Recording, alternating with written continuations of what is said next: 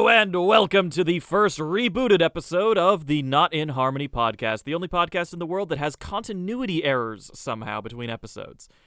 Yes, that is the first topic because it turns out that basically we've relaunched the podcast a little bit. This is going to be kind of episode 0. This is going to be on Vexen's channel. The previous episodes were over on Silver's channel, and they were mainly talking about Silver Symphony and other stuff like that. We've decided to kind of rework and rebrand the podcast a little bit. The catch of it being that we recorded and I edited an entire episode before we made that decision. So that's going to be going up as the next episode, even though it's technically the previous episode. So a little bit of time travel between episodes, but it's okay. Yeah, we're kind of like a shitty Doctor Who. I was going to say wibbly wobbly timey wimey somewhere in here, and you've just given me the excuse to say it. Hell yeah. We're like I used to have a poster of that quote on my wall that was in the shape of the TARDIS. I have over on my shelf a broken figure of a Silence, a Dalek, a Weeping Angel, and Matt Smith's sonic screwdriver. Basically, we're like a shit episode of Doctor Who, or as to say, a current episode of Doctor Who. God, Doctor Who sucks now. Ugh. And forgive me if I butcher his name, but Ncuti Gatwa is fucking an amazing actor too. I love him. Ncuti Gatwa is him being cast as the Doctor was the entire reason I watched Sex Education. And I was like, within the first episode, within the first few scenes, I was like, this dude's gonna make a really good Doctor. He's great. And then they gave him shit on a wall for a script. Oh my god. Fucking God damn it. Oh, this is why I'm I'll so never sorry. forgive the British. Anyway. Oh goodness. So going forward, that's going to be a little bit more of what the podcast is, me yelling about British people. No. It's going to be us talking about media that we like a little bit. And we thought no better thing to start off the episode, the first new episode, which is the next episode after the next episode, technically. Then talking about Hazbin Hotel. Yes, because Vex's channel started with Hazbin comic dubs, where I voiced Alistair. Because, yeah. And I was a little bit of everybody until I decided I didn't want to do it anymore. And I just let everyone else be a voice actor. Yeah, because you were originally your own Charlie, and then you got Sammy for it. Yeah, and then I moved on to Nifty, and then I gave that to my best friend Palace. Yeah. And then I just said, fuck it, I just want to edit videos. That's fair, yeah. Sound off in the comments if you remember the old Hazbin Hotel comic dubs. And if you say that you want that content to come back, Vexwin will show up under your bed with a ice pick at night to kill you. Ice pick lobotomy. I used to get comments on my channel about those. I've told you that. I've told you that story. I had somebody who was asking me to make Alistair X Listener ASMR content, and they were like, I've got scripts ready. Will you do this? And I was like, oh my god. No. I remember you telling me about that, but it's funny because even today I still get comments on my Twitter posts about the comic dubs that I made.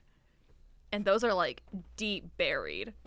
Wow. Buried so far down. Yeah. Well, it tends to come back around when Hazbin is trending and relevant again. It's why I wish we'd got this episode out earlier, because the second season had just ended when we decided to do the rebrand, and then we kind of didn't have time for it for a little bit. The other reason is that are busy as hell for me. I wish that I'd been able to, because I watched the whole series for this. I sat down and watched all of the show. I'd never actually watched any of I'd watched the pilot when I voiced Alistair and stuff, but I never bothered to watch it when it came out, and so I watched the whole thing over the course of maybe 4 days.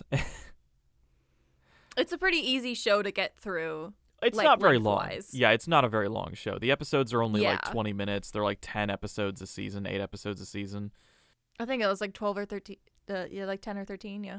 Whatever. Yeah, it's a streaming show. They don't tend to do shows don't tend to be 20 episodes a season anymore. It just doesn't happen. I kind of miss that personally. Yeah, I was watching, me and my dad watched House for a little while. We were watching House MD, and I was like, man, we're like 30 episodes in and we're only on season 2. This is crazy. I know. That's a good show, by the way. House is really solid. I've been watching a bunch of clips on that on TikTok. I need to stop doing that. That's what got me to watch the show, was seeing the clips and being like, wow, this disabled guy's a fucking dick. What's this show about? Oh my god! Don't say it like that. He walks around on a case. He's a disabled guy. Okay, have you seen the guy who does If House came out in 2020? Yes, I have seen. I love that guy. Those jokes are just hilarious. walking in and just going la boo boo. La boo boo. Fortnite. Okay, but this is something I've actually wanted to say for a while. Mm-hmm.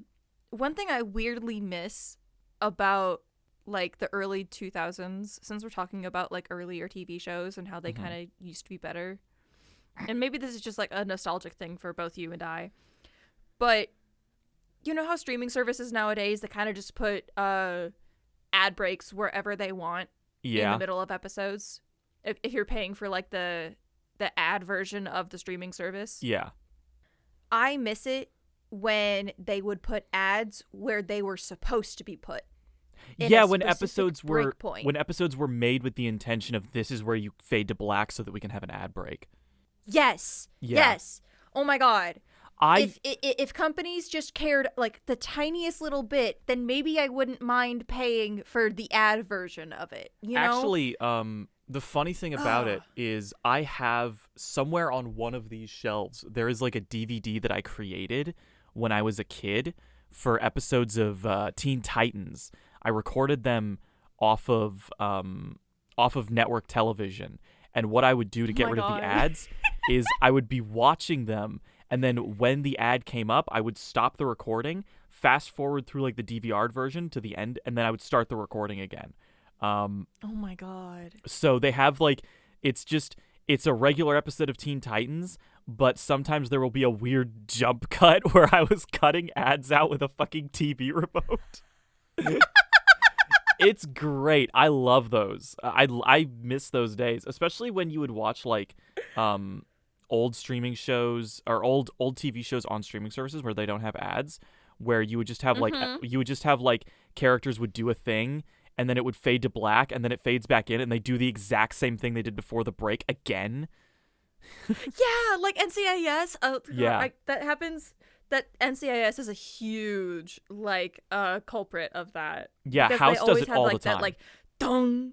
Yeah, no, House does it all the time. When I was watching House, they did that all the time. Mm-hmm. Because you had to do it. Because they had 3-minute ad breaks, 3 to 5 minute ad breaks. Yeah. So I didn't mind watching ads back then. I still hated them. I still hated them, but at least it made sense with the flow of the episode. And nowadays, when they place ads in places, it doesn't make sense, and it pisses me off. My favorite version of that. Have I ever told you about the Wiener Schnitzel incident? No, but we are a little off topic from Hazbin Hotel. But tell me about the Wiener Schnitzel, and then we'll go back to Hazbin Hotel. Okay, yes, Wiener Schnitzel and Wiener and then Hazbin. So me and my dad were watching a movie called Tropic Thunder on Amazon once. Tropic Thunder is Tropic Thunder's great. It's so edgy comedy. It's so funny. There's a bit where Jack Black's character is tied to a tree and going through heroin withdrawal, and he is begging one of these other guys to let him free, and he is literally saying, "I will suck your dick," and he is going into detail. He is like, I will get it wet, I will jiggle the balls. He is going into detail about throating his shit. And then in the middle of that dialogue, it hard cut to an ad about Wiener Schnitzel. And it just and I think the ad actually started with just a picture of a hot dog on the screen. What the fuck? It just cut to that with mid-sentence, and me and my dad lost it. It was so fucking funny. My God. Going from a dick joke to talking about Hazbin Hotel makes a lot of fucking sense. I can suck your dick. No. I can suck your dick. That No. I want to point out. I actually on the topic of Hazbin, I did rewatch the pilot after finishing the show. I was like, I need to rewatch this pilot as well. I should have done that. Yeah, and I will have thoughts on that because I have thoughts on the show, and I also have thoughts on how the pilot compares to the show. So, just to start, as we've been rambling for 10 minutes, just to start off, what did you think overall of Hazbin Hotel? Okay. I was like, how do we like lead into like a review of the? Do we do scores? Do we want to be those assholes who do like out of 10 scores? I hate those. I don't want to do that. That's like dickish. I hate I just scores. want to give I my hate genuine review opinion. scores. I just want to give my genuine opinion on shit. Yeah, I don't like review scores. So, what did you think of it? Genuinely, I think a lot of people are pretty harsh on the show, but I can understand the criticisms behind it.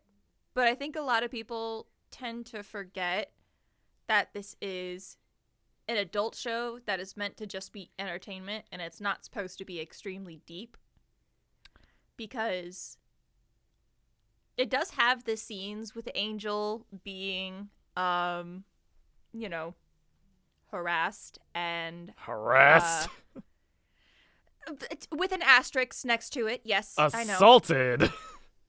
Yes, yeah, that. I just don't feel comfortable saying the word myself. That's fair. But it's also a huge ass musical with a bunch of silly songs. I mean, just look at Nifty's song. That was the subject of a lot of discussion online. Yeah, it was. But it's there to be an entertainment show and like something that you just casually put on. And while I can understand the criticism in a lot of topics, such as the more mature ones, I how do I word this? Can I offer a ahead. perspective on this? Yeah. So I think that I kind of have the opposite opinion. I don't think people are harsh enough on this show in some places. Oh my gosh. Okay. Because I feel like people are harsh on it, but in a lot of ways I think the wrong reasons. Because my biggest issue with Hazbin as it exists currently, this show, is it doesn't know if it wants to be what you're describing. Half the time it's trying to be quirky, irreverent Family Guy comedy, and the other half it's trying to actually take itself seriously.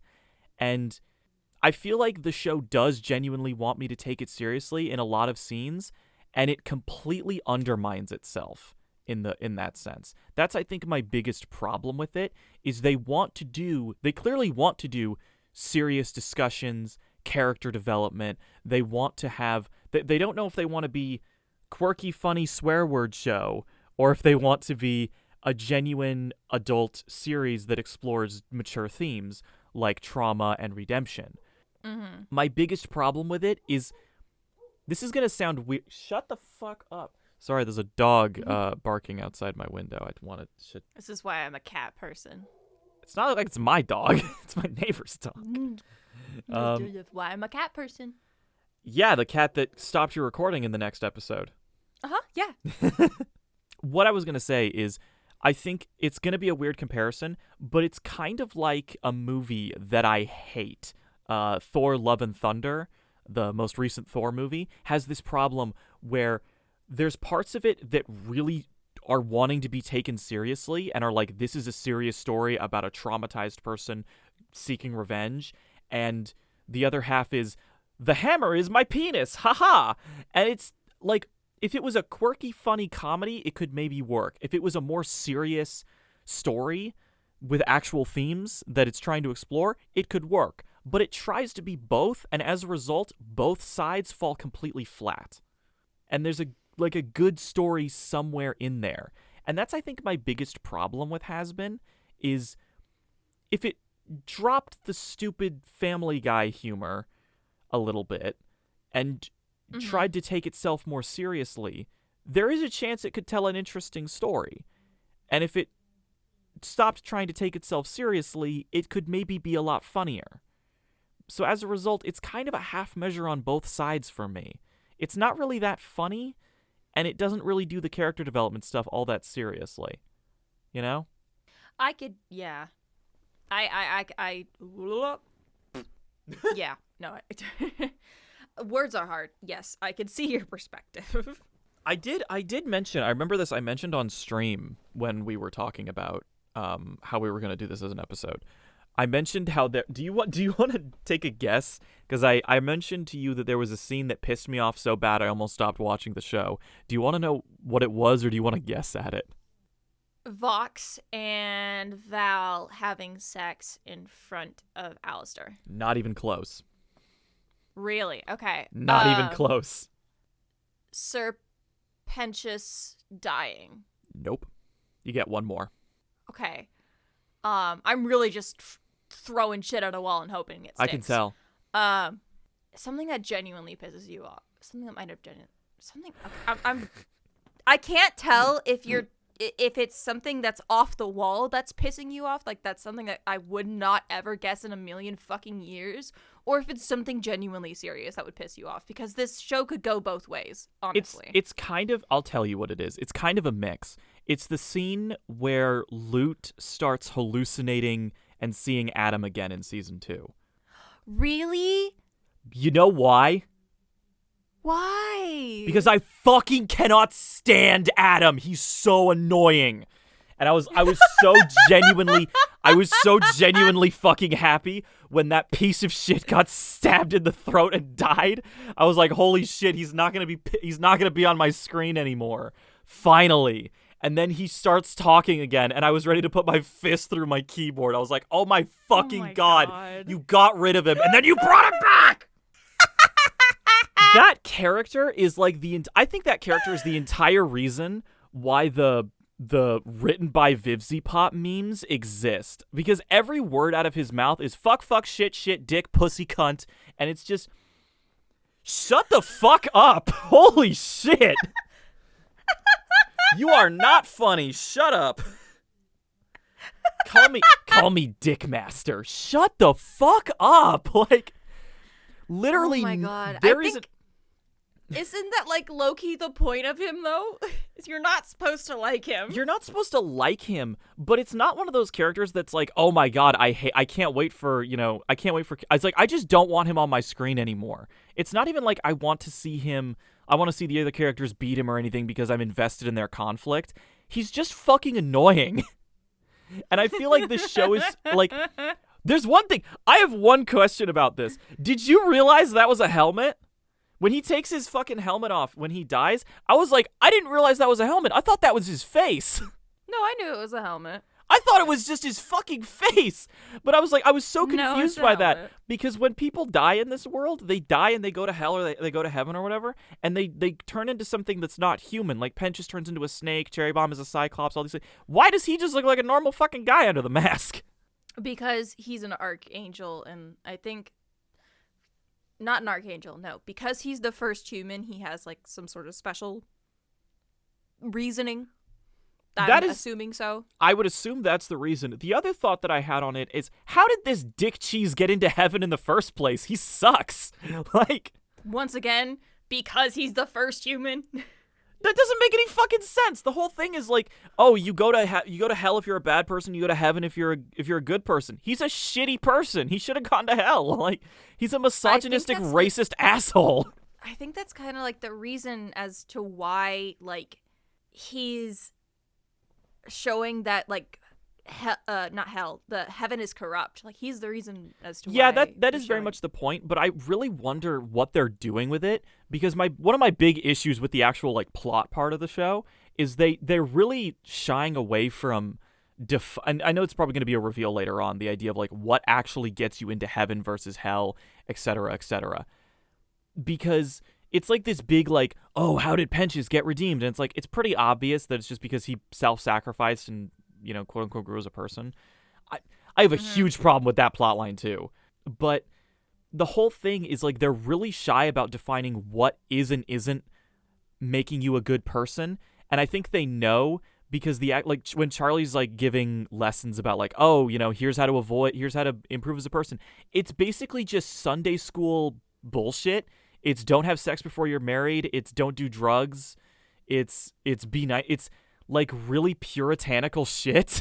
That's like, do you really want to like push that as the reason people go to hell? Like it almost kind of feels like that. Once again, like a really dumb, like for fun criticism of Hazbin that I've seen is people who do the joke about like show takes place in hell. Nobody is a genocidal maniac or a pedophile, or they're all just gay people. What did Viv mean by this? There's that kind of joke that goes along with the series a lot of like, why is hell just filled with a bunch of sex positive gay people?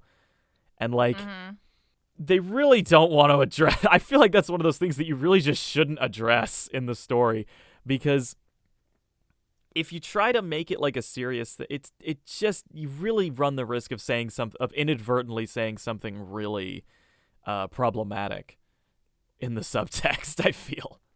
Yeah, I guess I never really thought about that part. Yeah. Until just now. Yeah, it's one of those. There's a lot of things in the, like, one of the scenes that really bothers me in season 2. You remember the bit when Vox talks about, are you sure you want to redeem Angel Dust? He's a murderer. You remember that? Yeah. They're all murderers! Everyone here has killed someone. Like casually. Like she like Alistair like ate a bunch of guys in front of the hotel at one point. Like, ooh, Angel's a murderer. Big whoop! Everyone here has killed people. They gun people down for fun in this world. Like, what are you talking about? Especially with the idea that, like, oh, he killed his dad or whatever. It's like his dad was like a bad person, right? That's the whole thing. Like, he probably killed his dad in self-defense. His dad was, as far as the fan lore, not the fan lore, as far as what canon-ish lore we know, they were all mafia people, and he has a brother and a dad, and they're both in hell with him, and his sister is in heaven. Interesting. Yes. That's So Molly, there was like this pink and white candy cane spider in season 1, in the Welcome to Heaven song. She was in that song, but nice. She was just in the background. Oh, neat. I was gonna say the other thing that really bothers me is the like explanations for how certain people like end up in hell. Like, the one that really bothers me is the whole thing. You remember the whole reason Serpentius is in hell, right? Yes. That's such bullshit. Like, he was a shut-in that saw Jack the Ripper. That's the thing, is that it's the Jack the Ripper killings. It's the same year. It's the same. It's Jack. He didn't narc on Jack the Ripper, a famously like divisive case that had multiple suspects and tons of problems. That, like, they never were going to find Jack the Ripper, like, because there were actually multiple copycats of Jack the Ripper that came up after. Yeah. Like, that's his big sin. Fucking bullshit. Like, I think it would be a lot more interesting if the show tried to redeem genuinely bad people. Like, if you actually had Jack the Ripper in hell, and you talked about like what a monster that guy was. That could be legitimately interesting. Mm-hmm. But then they're just like, no, this guy just kind of like saw it and didn't say anything because he was scared. Yeah, I could see it. Yeah. I feel like a lot of the show has these problems. It does. I feel like, in all honesty, the main reason why I just genuinely enjoy the show so much is because of the music behind it. The music genuinely does just carry the show. The music genuinely just carries the show for me. And if not, it as a theater kid and as someone who's just grown up with all of these amazing talents, and now they're like all within this like cute little animated show, I've just been enjoying that aspect of everything. Like, yes, I understand the problematic side of things. I'm sorry, I don't really know what to say. You enjoy. I mean, the thing about it, to me at least, is that like there are bits that are genuinely funny. You know, there's a couple jokes in there that made me. I actually think the pilot is a lot funnier than That's the thing that I think is Yeah. mostly. I don't even think it's necessarily a terrible show as much as it is kind of disappointing. Because the pilot, I rewatched the pilot and I was like, there's a lot of funny stuff in this. Like, I didn't realize it until I saw the credits, but Katie Killjoy, the news anchor, is in the pilot. She's voiced by Faye Mata, the same actress who plays Aqua in the dub of Konosuba. Oh, And yeah. then, yeah, and she's really funny. I really like the delivery on. Like, I like when it's like, "Oh, we have Angel Dust staying." He's like, "Oh, the porn star? You fucking would, Tom." Like, You fucking yeah. No, that's pretty funny. there's a lot of funny stuff in the pilot that I feel like a lot of the humor kind of falls way flatter in the show. And I feel like that's because the pilot had less weighing it down.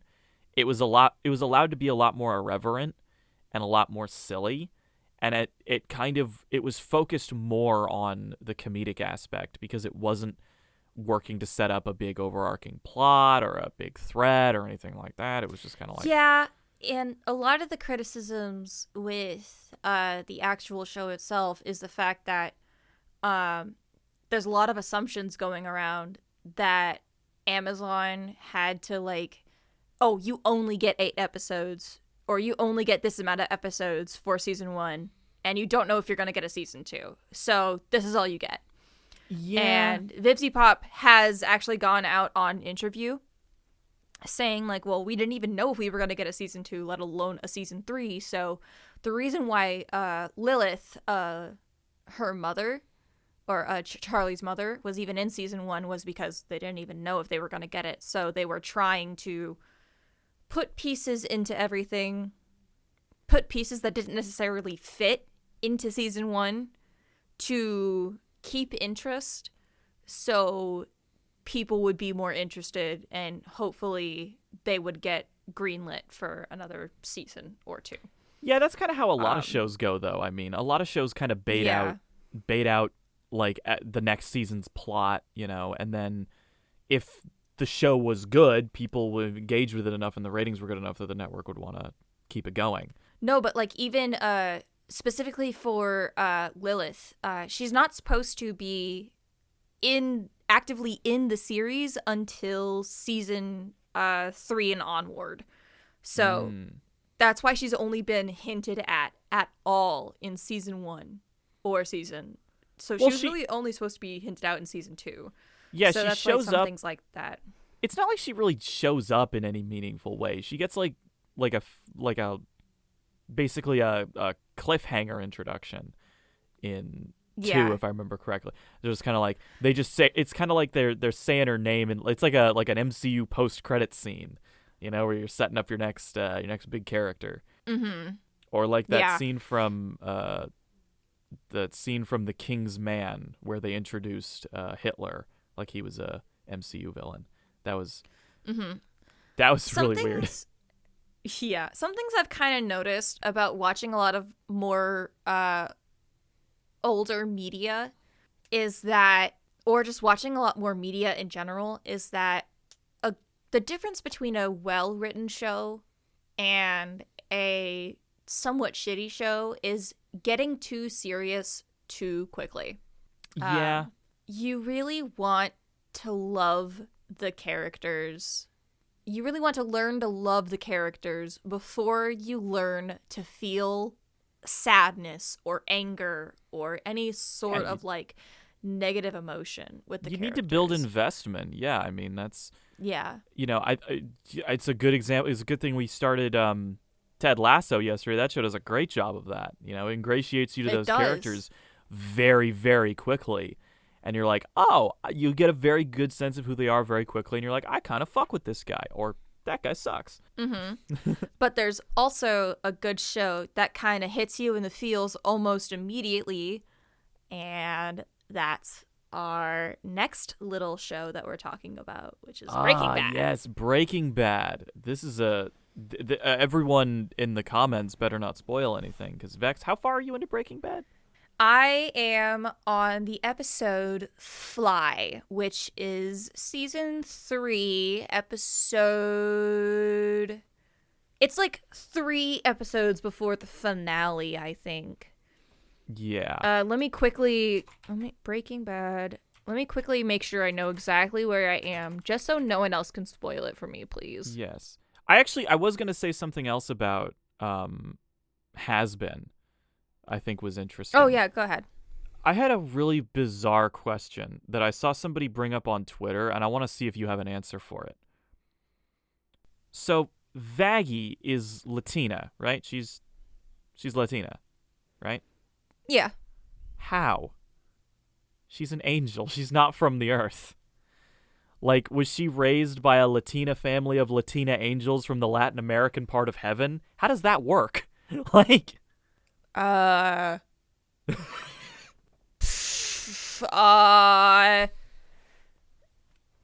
don't know. Maybe she was... Maybe the show is trying to that say way. that... Maybe the show is trying to say that all Latinas are angels, which, you know what? I will go with that. I could agree with that. I've met enough Latina women to know they're pretty cool. I don't want to fetishize anyone, but oh no, I've met some that are assholes too, but like most of them have been pretty cool. Like any group, there's good and bad, but that character does. I still think the funniest reveal of Hazbin, and I know some people have criticized the criticism of this, but the idea that she's like, oh my god, angel weapons can hurt angels, that's the solution, says the woman who walks around with one eye because she is an angel that got stabbed in the eye by another angel with an angel weapon. Brilliant fucking deduction, Vaggie. Have you never looked? Did you not notice your lack of depth perception? Come on. Yeah, no, it's a little weird that she didn't notice it before. Yeah. There's a lot of stupid plot contrivances. It's the reason that I kind of say that, like, you know, the show's kind of has this problem of not knowing what it wants to be between being silly and being like a more serious show, because the serious aspects have a lot of plot problems. My biggest one is I really do not like a lot of the stuff with, I know a lot of people criticize this when season 2 is coming out, but the amount of focus on Vox and his like backstory with Alistair and stuff, I don't know, I just did not like him very much. He's kind of the big one to me is how much they kind of were like, oh, Valentino, you know, who's shown to be a sexual abuser and a terrible person, but we're supposed to sort of feel bad for him when he's like, oh, his boyfriend is ignoring him. I don't care. Like, he's a fucking piece of shit. Like, I don't give a shit. Yeah. I also will say that Christian Burrell, an amazing Broadway actor, did a stunning job with all of his performances, all of his songs. Amazing singing as always. I will praise where credit is due. I don't know which character you're talking about. Vox. Oh yeah, I thought his performance was fine. I think that, like, for me at least, I think the voice acting in the series is mostly decent. I don't really have like huge issues, or like, I think some of it is a little I think the musical aspect of the show is something that I feel like a lot of it isn't implemented very well. I think I said this on stream at one point, but I was like, with the easy song, yeah. Not just the easy song, but I feel like a lot of it just kind of feels like there's almost an invisible quota of like, we need to have this many songs per episode. And like, I think a good musical is one that uses its music to tell its story. You know, I think the easy example is, as much as it's not a stage production, Mulan, the film Mulan, does a really great job at, like, Make a Man Out of You isn't just a catchy song that you can sing along to. It's an important point of character development. It's a training montage. Yeah. You know? It moves the story along while also being a fun song, as opposed to a lot of songs in shittier musicals, which are we're just going to sing our feelings for 2 minutes. It kind of has that, like, this could have been an email vibe of, like, what you're accomplishing story-wise in a 2-minute song could have been accomplished in 30 seconds of dialogue. I feel like Hazbin leans more into that latter category than the Mulan category. Yeah, one thing... actually, we should probably move on to Breaking Bad. I did say we'd move on to Breaking Bad. Yeah, I just had a lot to say. Yeah. Yeah. All right, I found out what episode it was. It was episode 10 of season 3, Fly, which I learned from you was the worst rated episode on IMDb, which is an 8 out of 10. I think that is so funny because I was watching, I was on Twitter a lot. Just to date us quickly, we're recording this on January 9th. January 9th, yeah. 3 days after Conformity Gate for those who celebrate. That is you don't know what that is, right? No. There's the Stranger Things finale. There was a whole conspiracy theory that there was going to be a secret 9th episode on the 7th, and then it didn't happen because, of course, it didn't happen. I see. That's Conformity Gate. It was really funny because there was like a chart somebody made. It was like a little graphic of like the three of the most influential Finnish shows of the last few decades and their lowest rated episodes, and it's Breaking Bad, Fly, 8.0. The lowest episode of Stranger Things is The Bridge, season 5, episode 7, which is a 5.6. And then the lowest episode of Game of Thrones is the last one, season 8, episode last one, with a score of a 4.0, The Iron Throne of 4.0. Last one. I don't remember how many fuck-ass episodes. I think it's 8. I think it's 8 episodes. It's an 8-episode season, I'm fairly sure. Oh, shit. What? Hey, I know why my connection was so shitty. Why? Wuthering Waves was downloading.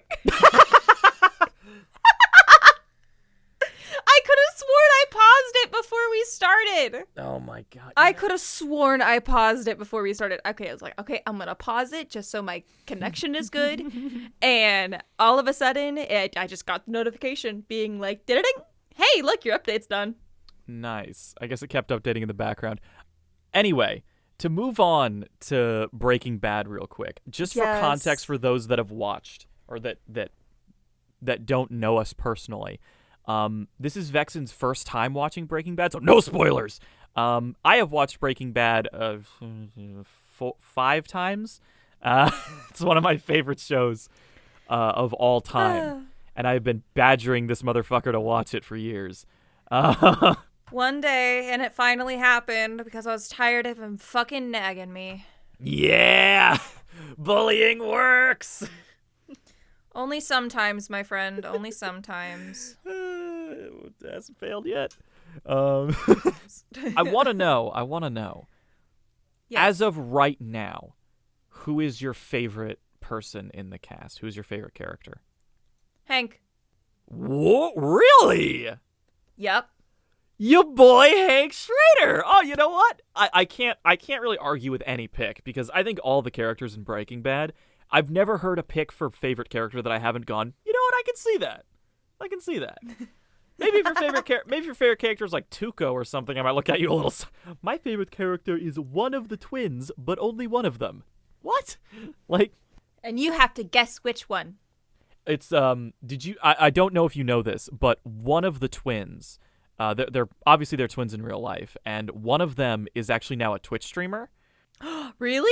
Yeah, one of them's a Twitch streamer, or he was. I don't know if he still does. But the one of them specifically, I don't know which one, had to have makeup on his eyelids for every episode. They had to have cover-up makeup on his eyelids for every episode because he has tattoos on his eyelids that say "fuck you."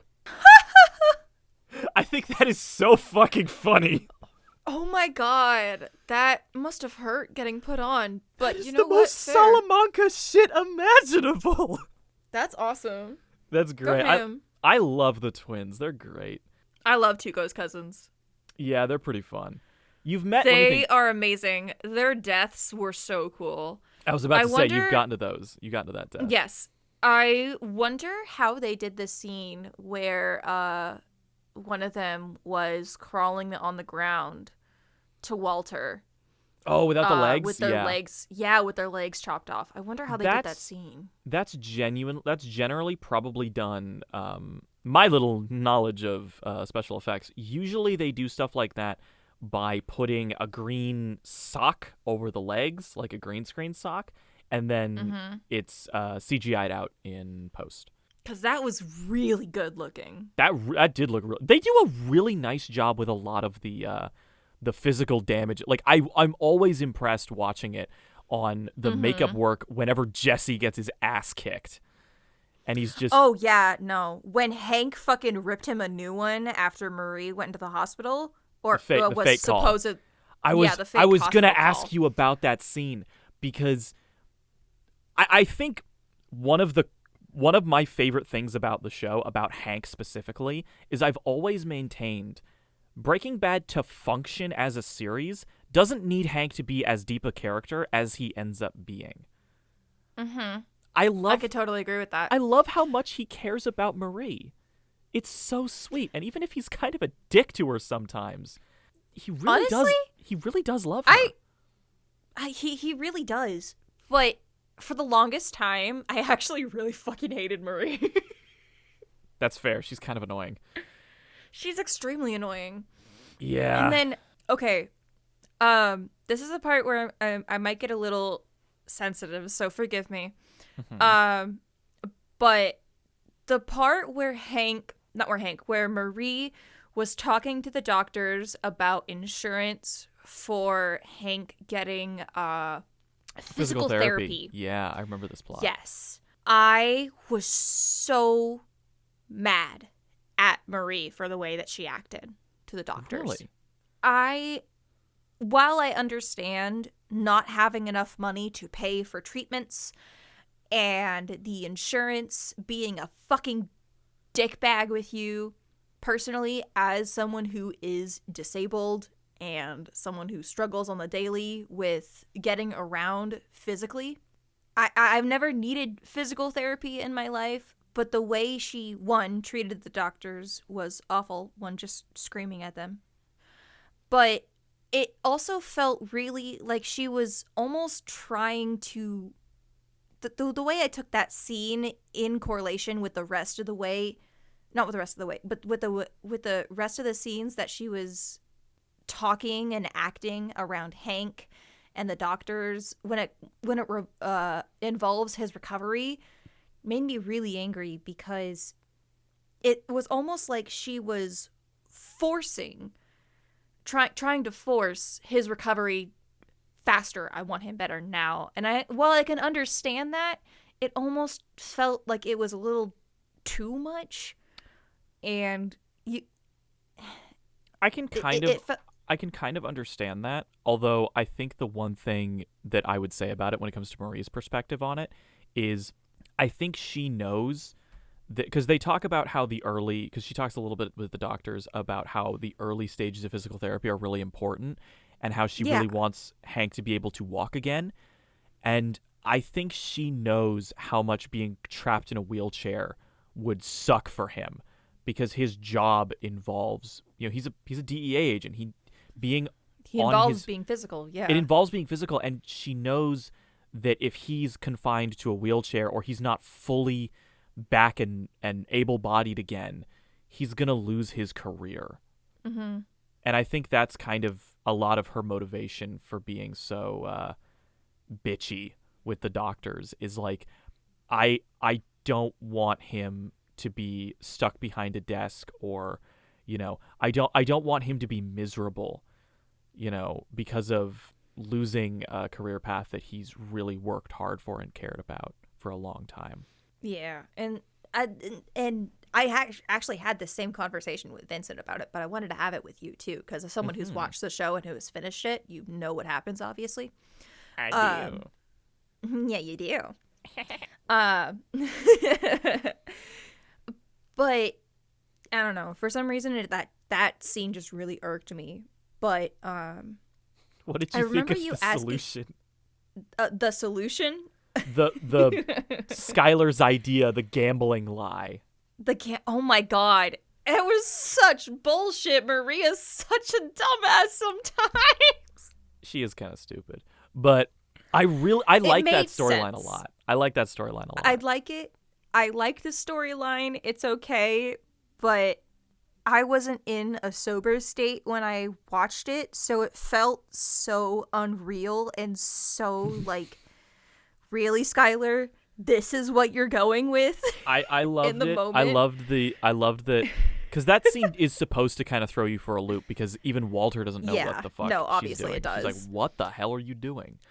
I do appreciate how he kind of just goes along with it. Mm-hmm. And he found like, oh yeah, no, I found a way to count cards. And I'm like, yeah, sure, buddy. Yeah, what are you gonna do about it? Well, it's very in character for him because he is very intelligent, and it is something that he could he totally come is. up with. I actually think. Yeah. Okay, so the other thing I wanted to talk because your favorite character being Hank actually really surprises me, but I can't really. I love Hank. Trust I me, think it he's great. surprises me too. It surprises me too. Especially with how you talked about him initially.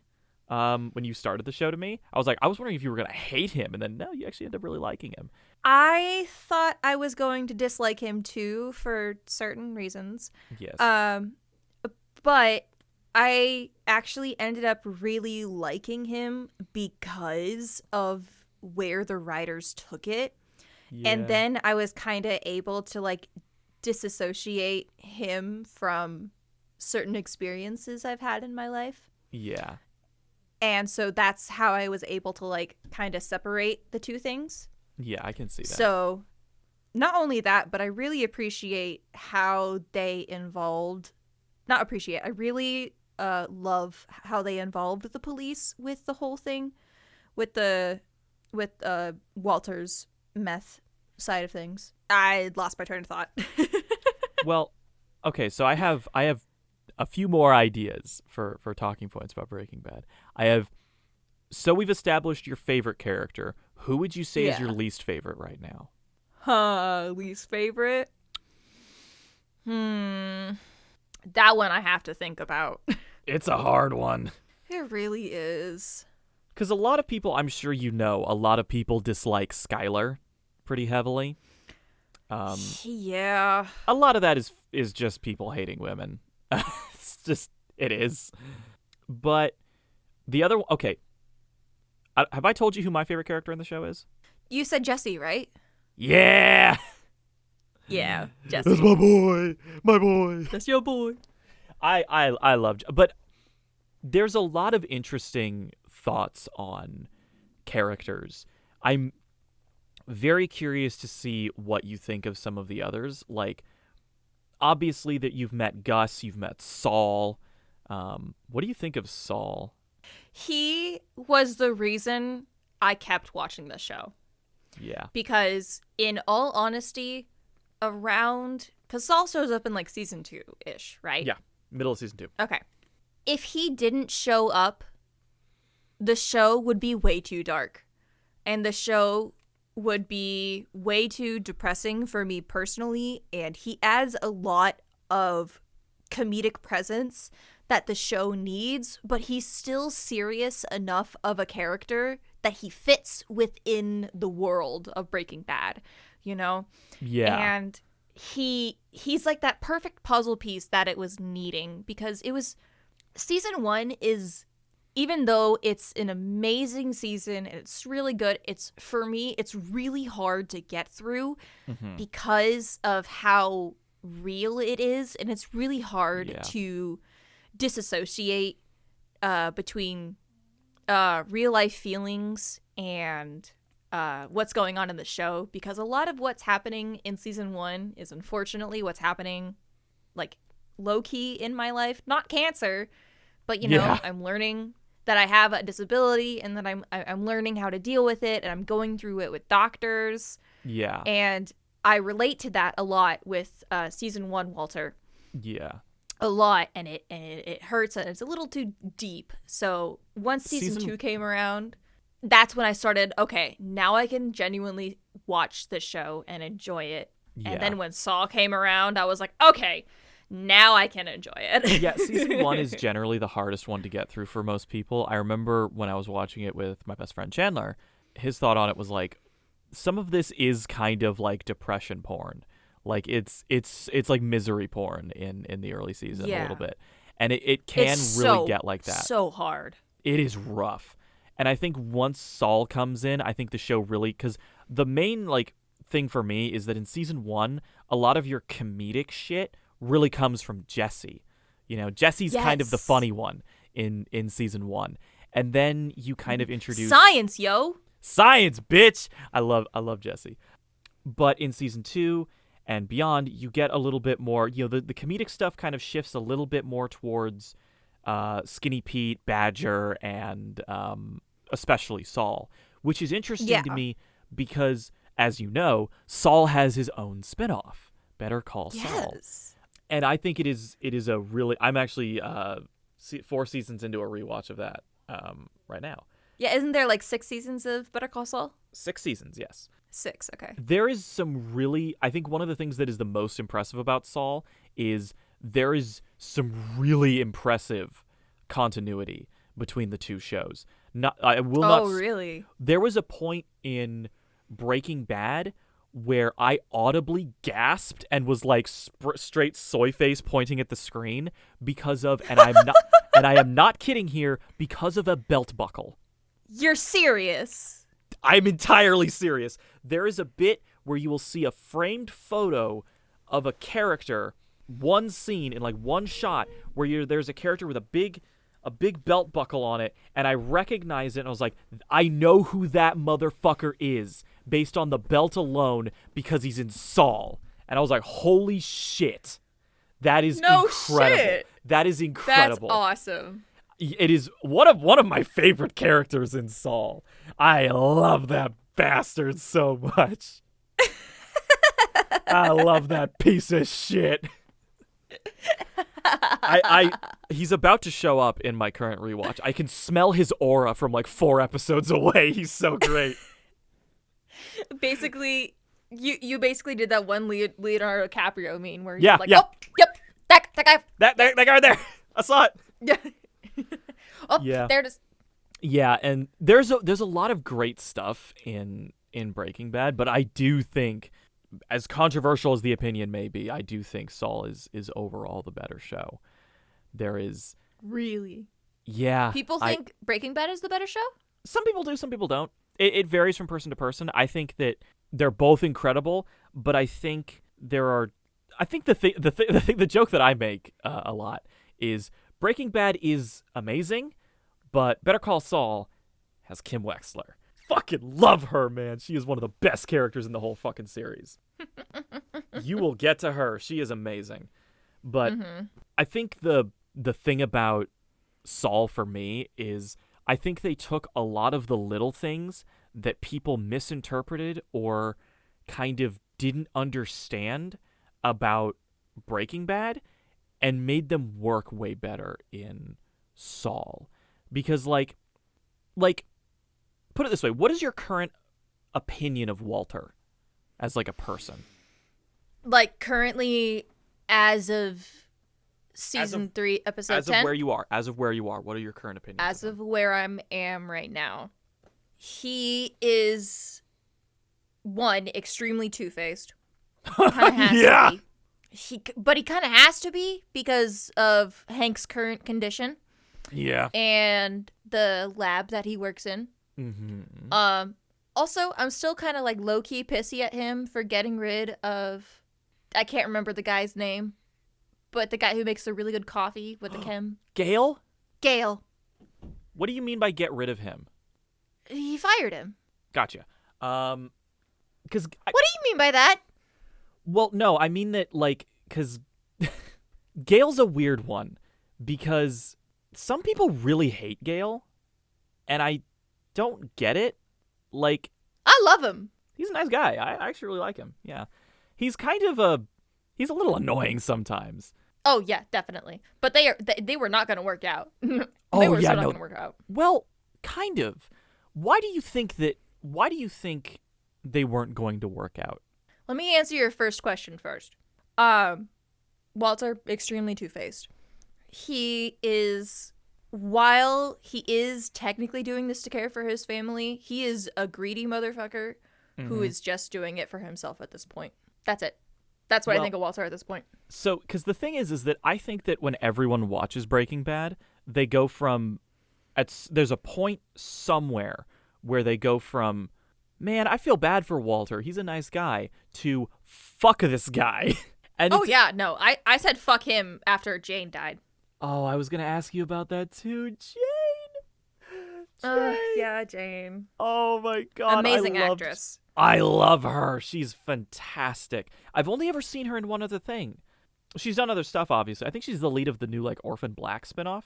But okay. the main thing I know her from is Jessica Jones, which I think she's coming back as Jessica Jones in the next season of Daredevil. But oh, and she was also in Sonic 3. What was the second question you asked? I'm sorry. Why do you think Walter and Gale weren't going to work out? What's the main reason? I think it is because of the weird father and son relationship that Walter and Jesse have developed over the years. I agree. It's also might be a little bit of a contingency plan so Walter can keep an eye on Jesse. And also I think because Walter already has the suspicion that Gus wants to make Gale his replacement. I did not even think about that. Yeah. Well, I mean, it makes sense because Gus knows that he has cancer. He knows that he's not going to be around forever. True. I think Gus is another very interesting character. Have you gotten... Dude, Gus is my second favorite. The only reason why I like Hank a little bit more is because we know him more. Okay, so on that topic, have you gotten any hint of anything when it comes to background on Gus? I don't think so. All I know about Gus is that... Okay, then no. Probably not. You never learn too much about him, which I think is my favorite thing about him, is that there's a lot of I like that too. There's a lot of hold on, what? There's a lot of mystery around him. I actually one of the recent episodes I watched of Saul had a scene where he talks a little bit about his childhood, and it's a very brief. You don't learn a lot about it, but it's very interesting. And I think a lot of it. Glad to know he stays alive. There's a lot of it that I think a lot of it is down to Giancarlo Esposito, the actor who plays him, is just amazing. He is. That man has a stone cold face, and he has mastered it. The funny thing about that, do you know what one of the roles he really wanted to play is? He talked to, because he's been in other stuff, and a lot of the other stuff that he's been cast to kind of play Gus again. He was in Mandalorian as the villain. He was another business-type villain in The Boys. Yeah. He was in Abigail, which was a fun little vampire movie that I quite enjoyed. Smaller role, though. But he's always kind of cast to play that sort of stone-faced villain. And one of the things that he talked about that he really wants to do is, he said when the MCU reboots the Fantastic Four, he wants to be Professor Xavier.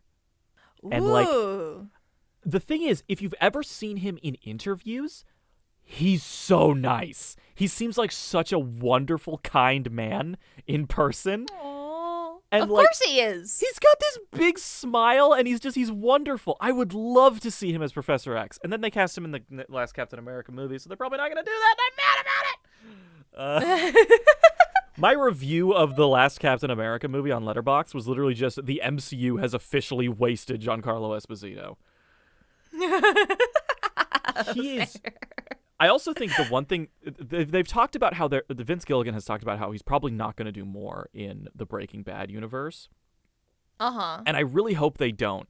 But if they ever did, one of the things that would be crazy is seeing a show about a younger Gus. And if they ever did, they have an actor waiting in the wings for that, because there was a guy in The Boys who played a younger version of Stan Edgar, which was Giancarlo's character in that, for one scene, and he fucking nailed the mannerisms of Giancarlo. He nailed it so hard. It was really impressive. Oh, okay. It was really good. I don't know who that actor is, but shout out that guy. He is fucking awesome. Actor in the wings. But no, I do genuinely love Gus. When it was found out that he is basically making himself the new cartel. like the American version of the cartel, like that was pretty fucking dope. Also, Mr. did Aura. you know? Huh? Mr. Aura. That is what I have been called. So much Indeed. aura. Indeed. I think he only raises his voice twice in the show. I haven't heard him raise his voice yet, but we'll get it soon, hopefully. But what I'm trying to say is that, did you know that the cartel people that Gus calls is actually a reference to The Sopranos? Yeah, I think I have heard that. I haven't. Vincent found that out the other day. He looked it up, and the person who plays the guy that Gus talks to is a outright reference to Tony Soprano. Oh, Juan Bolsa? Yeah. Or Don Bolsa? Yeah, he's a... It's just because he's bald? I don't know exactly what the reference is supposed to be, but that where they are specifically. Yeah, it does kind of look character. like a set from The Sopranos. Yeah, I should watch The Sopranos one day. I've heard it's really great. Vince has showed me like the first 5 episodes, and then we just kind of stopped watching it. I think we just forgot to continue it. I'll probably watch it one day. Yeah, no, I think I'm glad you like Gus, because Gus is he's one of my favorites too. I love Gus. Gus is although I do have to ask, what are your thoughts on Mike? Mike. Who is Mike again? The bald guy that works for Gus and or Saul. The one who showed up at Jesse's house when he's introduced when Jane dies. He shows up at Jesse's house to walk him through what he's going to tell the police. Oh, the assassin? More of a PI, but yeah. Yeah, okay. Honestly, he's really fucking cool. Like, he's mysterious. He's there, and then he's gone, and nothing else is explained about him, honestly. And I really appreciate that. He's really cool. I really like him. The thing that's I think I always love about him is because, okay, first of all, he was not originally supposed to be in the show. He showed up, he was an invention at the end of season 2 because Bob Odenkirk was supposed to show up to talk Jesse through that situation. It was supposed to be Saul, but Bob Odenkirk had scheduling conflicts, so they just created Mike. Really? Yeah. You've also heard him before awesome. because he has a small role in Gravity Falls. Oh, cool. Yeah, he's Stan and Ford's dad. Oh, okay, cool. Yeah. Me and Chandler always soy face when we see him because of the kid named Finger brain rot. You've seen that, right? Oh, he's the kid named Finger. Yeah, kid named Finger. That's why Vincent keeps calling him that. Okay, I thought he was just wrong, and I didn't even bother correcting him, so I was like, oh, okay. Kid named Finger, dude. That and the I meme, thought Vincent was just wrong. Yeah, the meme where he's like, Walter, put your dick away, Walter. I'm not having sex with you right now, Walter. Why did I think that was a genuine thing in the show for a while? There is a frame from one episode where it does kind of look like Mike is feeling up Walter from behind. I know that because when me and Chandler were watching it, I paused during that scene to say something, and the freeze frame was so funny, we just started laughing. Was it the scene where Mike was taking the bug out of his wall? It's in season 5. Ah. I'm glad that he becomes a more prominent character then. Oh, I do like Mike. Okay, so the funny thing that I always say about Mike is he has a lot of great moments in Breaking Bad. But to me, if I were to rank like his 10 best scenes, 8 of them would be from Saul. Oh, okay. He has like one scene in Better Call Saul that is so fucking incredibly acted that I remember hearing a story about how he was nominated for an Emmy for that scene the year it premiered. And oh, wow. Better Call Saul never won an Emmy. Keep that in mind while watching Better Call Saul. It never won a single Emmy. Somehow it was nominated like 36 nominations, not a single win. Jesus Christ. But apparently when Best Supporting Actor that year went to Peter Dinklage for Tyrion Lannister in Game of Thrones, like the 4th time he won it. Mm-hmm. Actually, that might have been for season... I don't know what season that was for. But apparently when Peter Dinklage went up to accept the Emmy that year, he went up and said, wow, I really thought it was going to go to Jonathan Banks. Like... Really? Apparently that's what he said. He went up and was like, I really didn't expect to win this. I thought it was going to be for Jonathan Banks.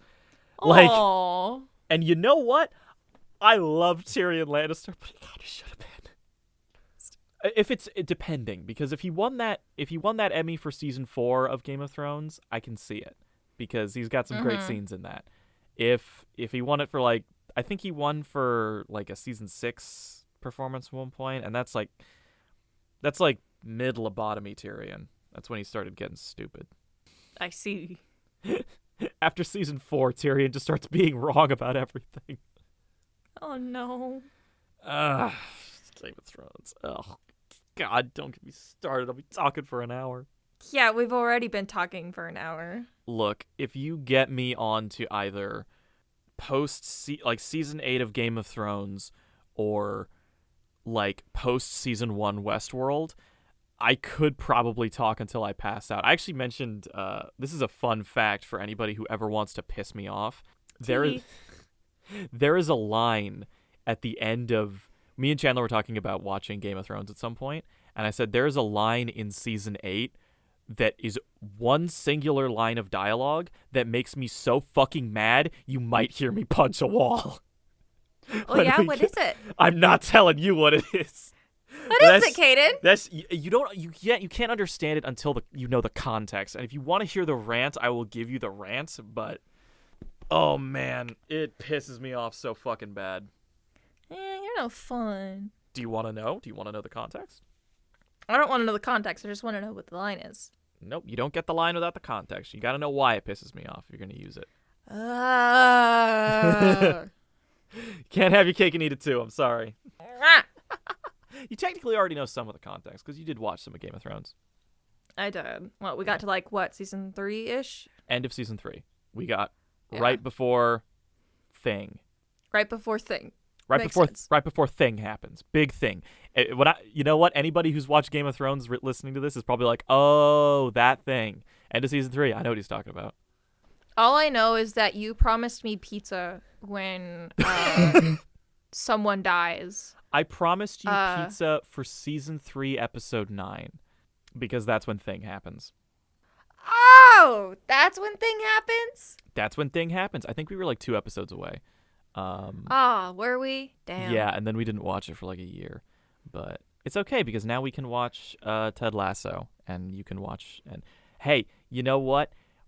I know you like musicals, and I'll tell you there's singing in Ted Lasso. They sing in Ted Lasso? Hannah Waddingham has one of the most gorgeous voices I've ever heard. She has such a beautiful singing voice. Well, after we're done recording this, we have to bug Nico, and we have to start watching the show. Quick, do the outro! Do the outro! Do the outro now, Kaden! Okay. We have rambled. Is there any other topic that we want to hit for either Breaking Bad or Hazbin Hotel? Hazbin Hotel is okay to listen to in the background. Breaking Bad is a show you genuinely want to sit down and watch. Okay, I feel like that's like the worst praise you can give to anything. Like, this show is really good if you're scrolling TikTok on your phone while you watch it. That's like actually like that's a harder criticism than I gave to anything it has been. I mean, I enjoy listening to the music. I listened to Gravity for like 5 days straight, I'll be honest. That's the only song that I really remember from Hazbin. The other ones are very forgettable in my opinion. Yeah. I like how every time I criticize Hazbin, you're like, you sound like you're going to hit me with a rebuttal. You're like, actually, okay, you're right.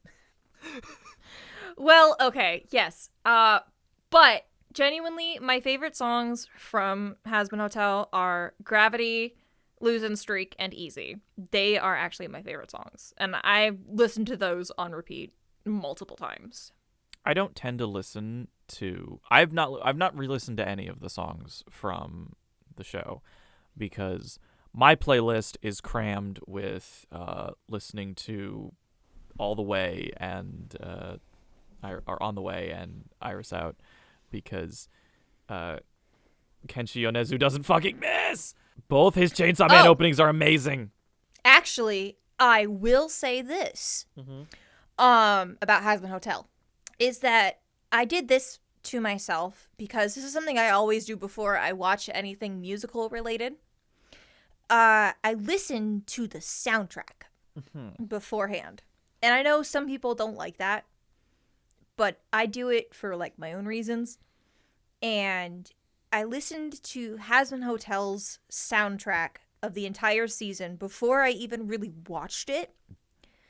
And I could not, like, none of the songs were vibing with me until I had context of them. The only one that I could, like, really vibe with was Gravity. And that one had a music video with it when it came out. So I was like, oh, wait, shoot, I should wait until everything else comes out. And so I avoided context of the show and everything. But then when I had context of the show, then I was able to, like, actually enjoy them. So I don't know what that means, but take that as you will. I don't remember. Like I said, most of the songs aren't that memorable for me. I think the only one that ever irritated... Okay, the easy one, the one that starts with Vaggie telling Charlie to shut up, was a very funny way to intro a song, and it kind of did take me out of the scene pretty hard. Yeah, the transition is a little harsh, but listening to the song itself, it's not that bad. It's not a terrible... The only one that irritated me was... fuck it, do we want to talk about... The only one that kind of irritated me was Poison, because the whole angel dust sexual assault plot doesn't work for me. And I think the reason that doesn't work for me is just simply that I don't think the show takes it as seriously as it should, and I'm not going to respect a plotline like that in a show that uses assault, both physical and sexual assault, as a punchline in other sequences. That's offensive and gross. I mean, they have a whole scene in season 1 that's basically, look, Pentious got sexually assaulted. Isn't that fucking hilarious? No, that's gross. Fuck you. Actually. Dark humor like that and edgy humor can be achieved. It's just, it needs to be done, it needs to be done in good faith. Tastefully? It needs to be done in good faith. Like, I will give a fantastic example of this. There is, I think, the funniest instance of what is essentially a rape joke, in my opinion, is in the Amazon Prime series The Boys, where one of the characters gets sexually assaulted, and it's hilarious because he is a serial sexual assaulter.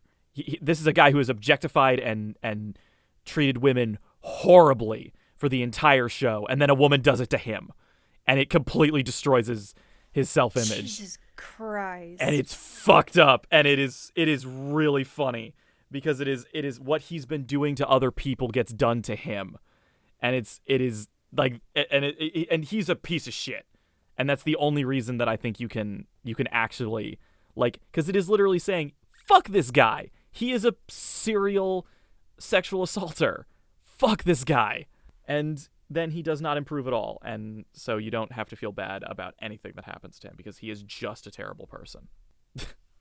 That is the only time I've ever liked a joke like that. I mean, yeah, maybe I'm not laughing at it because I haven't seen the show, but you would hate this fucking character, I promise you. Most likely, yeah. Like I said, a lot of jokes can be achieved like that. Like, they just have to be done tastefully, and also, might I mention, by the right person?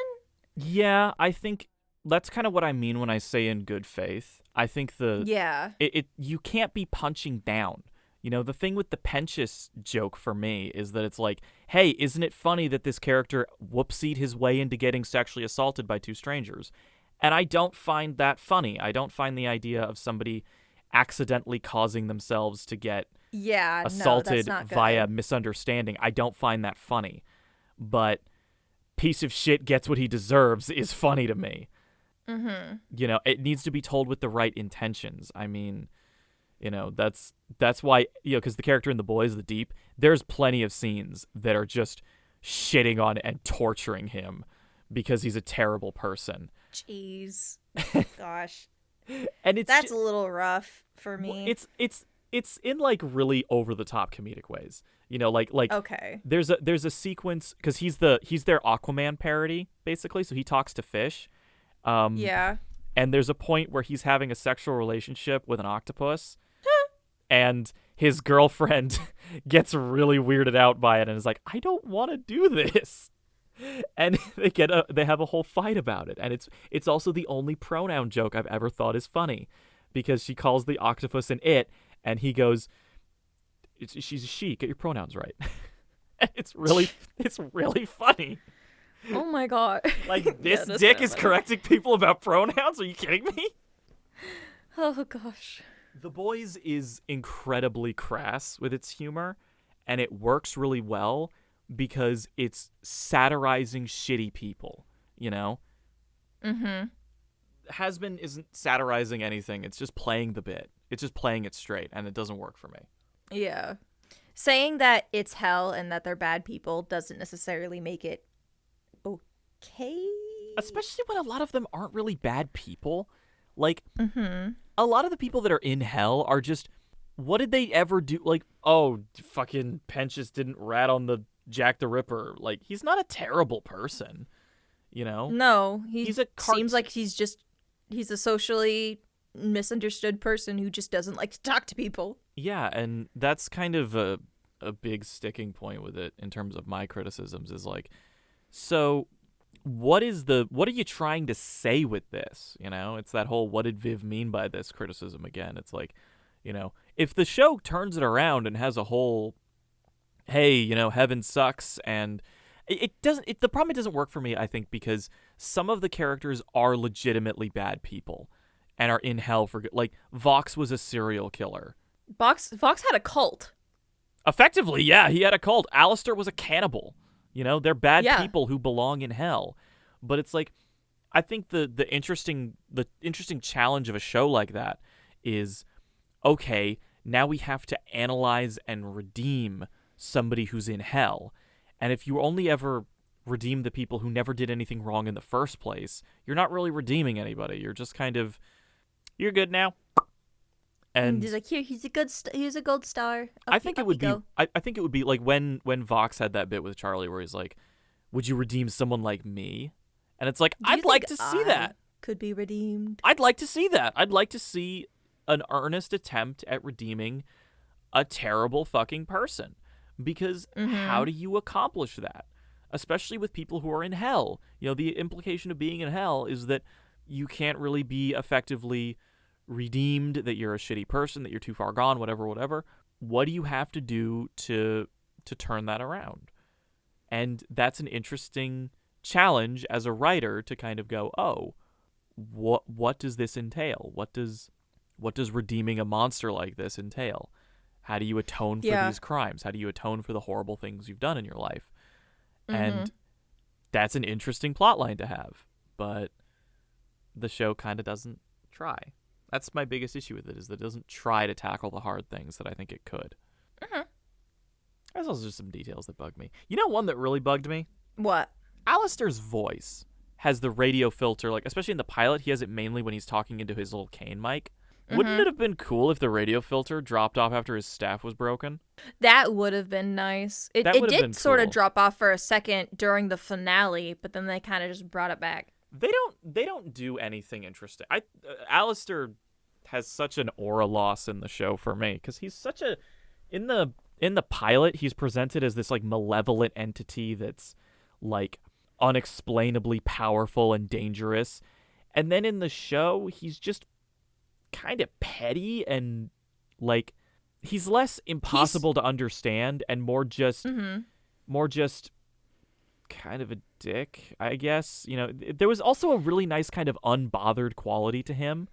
This kind of like in the pilot especially, he's like, he fucks with people, he slaps Vaggie on the ass and does all these stupid things. He does all this shit because he knows nobody can touch him and nobody can say no to him effectively. He's walking around with cheat codes and abusing his power. And in the show, there's like that bit in the first season when he's like, "Oh, I'm wondering where, I bet you've all wondered where I've been this whole time." And they're like, "Not really." And he's like visibly upset by it. And it's like, part of what made him interesting was that he was so unbothered by everyone around him. And in the show proper, he feels a little bit more like he wants attention and gets mad when he doesn't get it. Yeah, I could see that. But what if that's like an active choice that Vivzy is making, you know? Oh, it is an active choice. Well, yeah, but what if it's like a sleeper thing? Because I know that Viv in an interview, I'm not trying to defend Viv too much, but because like I'm trying to stay on the middle ground here. Viv, you can go and defend her as much as you want. If this causes an argument, it'll be more entertaining to listen to. I guess so, yeah. But I'm also trying to think of like Viv as a person. I'm trying to think of her as a writer. I'm not trying to think of her as a person here, if that makes sense. You're trying to think about her perspective on what she's intending when writing. Yeah. Yes, I'm trying to defend her writing. I'm not trying to defend her as a person. I feel like I should clarify that here. Yeah, I have very little thoughts on her as a person. Yeah, I'm criticizing her writing and I'm defending her writing. I'm not. I'm giving Kaden something to talk about. Basically, that's what I'm doing. Yeah. But I remember in an interview, because sometimes I pop up with clips on TikTok or Instagram Reels or whatever. Oh God, not Reels.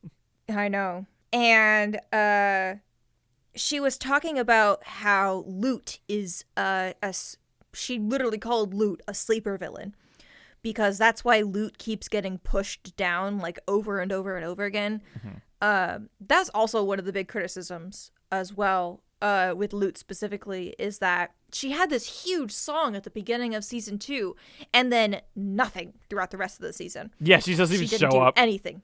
She doesn't even fucking show up. She literally she shows up in the finale just to get told to shut up, basically.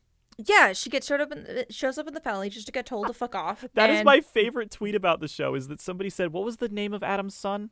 Abel. Somebody said that he's one of the archangels. Somebody said on Twitter that Abel's arc in season 2 is learning misogyny, and that fucking cracked me up so hard. Oh my God, that's so awful. That's such an awful way to put it. But it's not wrong. No, that is wrong though. That's such a horrible way to word it. His big character moment is telling a woman to sit down and shut up. No, his big moment is him learning authority and him learning how to stand up for himself, because he was never able to do it before. And he does it by calling a woman a bitch. Well, yes, he uses that language, but you're wording it wrong and you're making it sound like it's awful. It's a jokey criticism, but it is. It is a joke, but at the same time, it is softly misogynistic how he talks to her in that scene, and it does kind of come across like him taking a little bit of taking on a little bit more of his father's attitude, and his father was a racist, misogynistic pig. Yes, but doesn't every person take from their parents at least a little bit? Yeah, and you shouldn't take the bad parts. Everyone takes a little bit of the bad parts from their parents, and you can't deny that otherwise. Yeah, but that shouldn't be his arc, you know? His arc should be becoming more like... No, but that's not his arc. He's still a nice and caring person. He wants to give the gift baskets to everybody. He wants to do all these nice and caring things. And I think he still does that by the end, because he still helps unlock Lucifer from the big ball laser thingy. The whole point of that whole plot line, though, the whole point of that, like, we're trying to give... You know, gift baskets. The whole point of it was that it was wrong it was stupid to do that. It completely backfires. You know, it's the whole thing is that him being too nice about everything and trying to be really kind and you know, and considerate of others is what fucking backfires and causes more problems. And he doesn't get anything done properly until he puts his dad's helmet on and acts like a piece of shit. No, what backfires with the baskets is, while I agree with you, they were really fucking stupid. What backfires with the baskets is the fact that Angel was being used as a fucking, like a fucking cell phone. He was being used as a telephone to leak secrets to everyone. And Lucifer fucked up, and he went there and he antagonized Vox, and then Vox was able to turn Lucifer's little attack song into a dark melody to confuse and hypnotize the people of Hell into going against Heaven even more. Yeah, but Heaven's Heaven's attempt at saying sorry with gift baskets is still a point Vox uses against them. He literally takes one of them and goes, "This is what your lives are worth to them."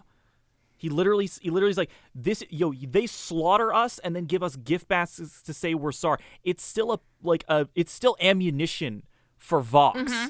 Like, oh no, I completely agree with you there, but I'm saying it's not just Abel's decisions there. That's all of Heaven's. It's not just Heaven's. Abel's decisions, but that's also the Seraphim's decisions. Yeah, it's all of their decisions, but that is still, his contribution to that is still exactly what it is. It's still him trying to be kindly and peaceful is what it still ends up being another bullet in Vox's chamber to use against them.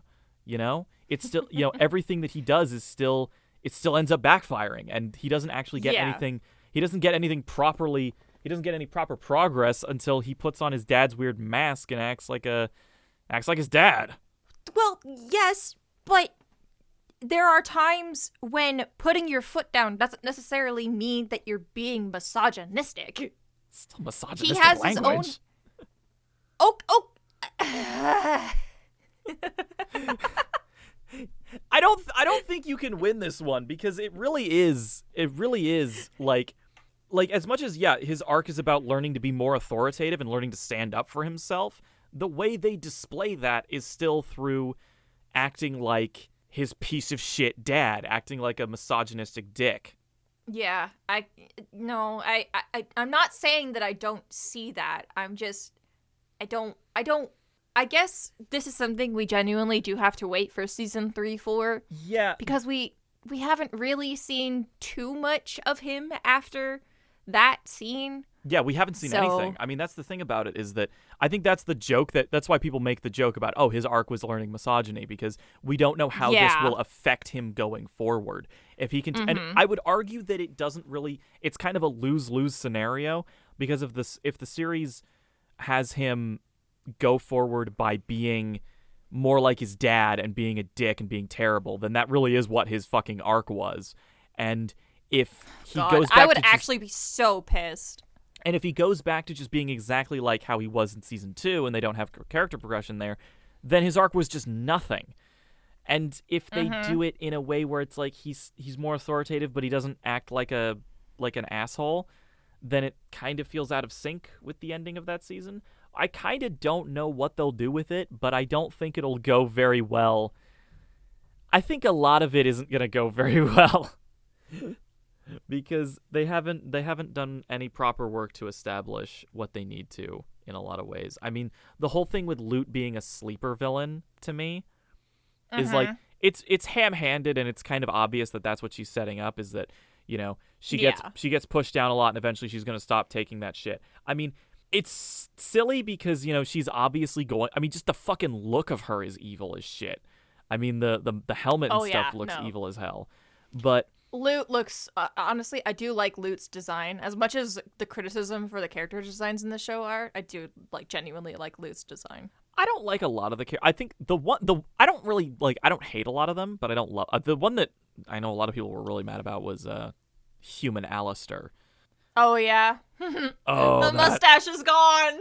I don't even care about the mustache, just the fact that people were like, they were really like, there's a lot of offensive stuff in there with the idea of using real voodoo and stuff as the basis for his magic and stuff. People got pretty offended by that. They use fake symbols, don't they? I don't know if they use fake symbols or not, but it is supposed to be Louisiana voodoo. It's imitating voodoo, yes. Yeah, it's coded that way, and that's kind of why people have an issue with it. I mean, especially because a lot of people were talking about that it's a closed practice religion. It's not really yes. It's not really something, and it's also a practice that's been used as mystic evil in media for a long time, and it's caused a lot of people to kind of look at it as kind of having that it's kind of the more same evil way, side of things. It's kind of the same way that a lot of people. This is going to sound super weird, but how a lot of people don't understand Satanism and think that Satanism is sacrificing goats and blood rituals and stuff, when the actual satanic Bible is actually a lot about rejecting God and believing in yourself. It's more like a self-help book than anything. Yeah. But a lot of movies and stuff are like, ooh, the evil satanic priest that kills a baby or whatever. And it's like, yeah, that's kind of not what those people who actually self-identify as Satanists don't actually like worship like the devil and like kill goats or whatever. Mm-hmm. You know, it's that how media trains us to see different religions. Yeah, pretty much. I can understand. And I think the other big one is people talking about Alistair in the sense that people kind of going, this character wasn't intended to be black originally. You just made him black because people were offended by the fact you were using a largely black religion, and you tried to turn it into something that was representation when that wasn't the intention initially. It was just offensive. I kind of always assumed he was black. I never got the assumption that he was black. I never understood why, because like that it gets a lot into race coding and character design. The one thing that I will say is kind of offensive is I can't remember who said it. I think it was the actor who plays him that said Amir. Yeah, that said that his teeth aren't yellow, that they're gold, and that he has a grill. And it's like, yeah, that could really easily be seen as stereotyping. Yeah, the black guy has like. a big gold grill. Yeah, okay, that's definitely a little on the maybe you should steer clear of that. Maybe you just shouldn't have talked. I didn't know Amir said that. That was not cool. I think that was him. It was a clip I saw a long time ago. I think it was him. But I look at a lot of stuff. I'll take it with a grain of salt then. I'll look it up later and see it. I think a lot of the Alistair stuff, especially, I feel like his character is very different in the main show as it is in the pilot. And I think a lot of it is down to exploring a character where the interesting part was the mystery. And maybe you just shouldn't explain some character. It's kind of like another kind of horror thing. There was a movie from last year, Weapons, that I thought was really good. I really enjoyed it. I know some people didn't like it, but I really enjoyed it.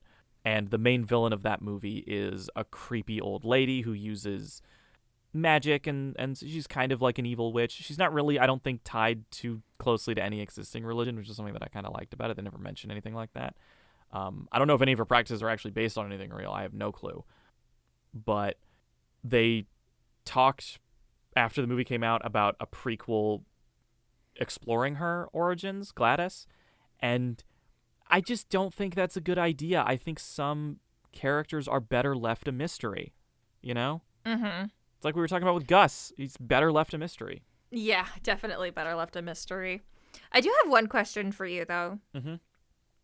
What do you think of Husk? I don't have a lot to say about Husk, weirdly. I love Keith. I think the one thing that bothers me is I know a lot of people are like Husk and Angel Dust as like a couple. And the one thing that bothers me about that is that I can hear very distinctly that one is like a late 20s, early 30s guy, and the other is Keith David, who I know is in his 60s. And I'm like, that makes it a little weird. And I don't get me wrong, I love Keith David. Keith David, my goat, love him to death. He's amazing. My Arby and the We Chief love Keith David forever. The fucking one of my favorite lines from him is actually in Rick and Morty when he's asking them they're playing Minecraft and they're trying to blow him off on stuff that he's like, you lying dicks! I see your asses playing Minecraft. I got you on satellite. I got you on set. I didn't know that was from Rick and Morty. I was telling that quote to Vincent the other day. That's from Rick and Morty, yeah. I didn't know it was from Rick and Morty. He's like, yeah, no, it's a quote from some show. And he's like, dude, that's funny as hell. And now I have to sadly tell him it's from Rick and Morty. Hey, look, Rick and Morty He's going to be so disappointed. No, Rick and Morty has a bad reputation. That was from when the show was genuinely actually pretty funny. Like, oh, okay, I see. Rick and Morty is like, the first 2 seasons are really good. Third season's kind of mixed. Like 4 through 6 are terrible, and then the newest one was okay. I don't remember if that was season 6 or 7. It was. I think genuinely, booting Justin Roiland off of that show really helped a lot because, oh my god, some of those mid seasons. Oh my god, some of them were terrible. But we can talk about that another day. I think it is actually time. We should probably log off because we've been recording for like what? Hour and 40 minutes? Hour and 42 minutes on my clock, yeah. Same here. So, is there anything we want to... Oh, we can close out the episode by... Yes, with Studio Nephilim updates. Studio Nephilim updates. I also had a thing that I wanted to say, which is that we talked about it in the first episode of the podcast back when we were on the other channel. But if people want... I do want to see if people will bite this time. If you have questions for us to answer, like you have a Q&A segment of the show, if you guys have questions for us and you'd like to know our opinions on stuff it related to Hazbin, Breaking Bad, whatever, leave them in the comments, and if there are anything good in the next episode, after the next episode, not in the next one because the next one will be recorded before this, but if there are fun comments, we would definitely like to read them and answer them. Yes. And yes, Studio Welcome Nephilim to my updates. channel, everybody. Yes. So Welcome to my channel. Studio Nephilim updates. Yes. All right. So, for Studio Nephilim updates, basically, we have partnered with Map Bay Creations, which is a Roblox game development studio, and we are officially partnered with Rainbow. And on December 20th, while Studio Nephilim was on break, we released a Winx game that has been in development for the past 2-3 years. And it's out for you to play now. I'll go ahead and put that in the link in the description right now. If you do play Roblox, go ahead and feel free to enjoy and support everyone who has worked so very hard on it during these past 2 to 3 years. Yeah. But Studio Nephilim has done the voice casting for that game. So if you can, please enjoy it and enjoy the lovely voice acting. Chapter 1 has come out now. So if you enjoy Winx from the early 2000s, the cartoon, feel free to enjoy. As well as Silver Symphony has continued production. Like I said, we were in a bit of a break for a while. But episode 4 is back in production. We have about 4-ish scenes done out of the 12. And all of the lines are done for episode 4 as well. So I think that's pretty much all I've got to say for that. I don't have much else to say other than I was scrolling on my phone during that part while you were talking there. To see if there was anything interesting. And there was. Sebastian Stan has been cast as Harvey Dent in The Batman Part 2. That's very good casting. I love Sebastian Stan. He is a fantastic actor. And that fucking Robert Pattinson Batman movie is really fucking good. And that sequel is taking goddamn fucking forever to make. I'm mad about it. Damn it, Matt Reeves. Fucking... All right. Well, I guess this is where we'll leave things off for now. Yes! Do you mind if I actually do the outro, Kaden? Do you have something funny to say for the outro? I don't have anything funny to say, but I do like annoying you, so I can definitely do that. Anyway, thanks for watching. This has been the Not in Harmony podcast. We will see you next time. Bye, everyone. Make sure to go ahead and follow us on all of our socials. I'll have them linked in the description below. Yeah! Thank you all so much for watching. I'll see you next time. Bye. Bye.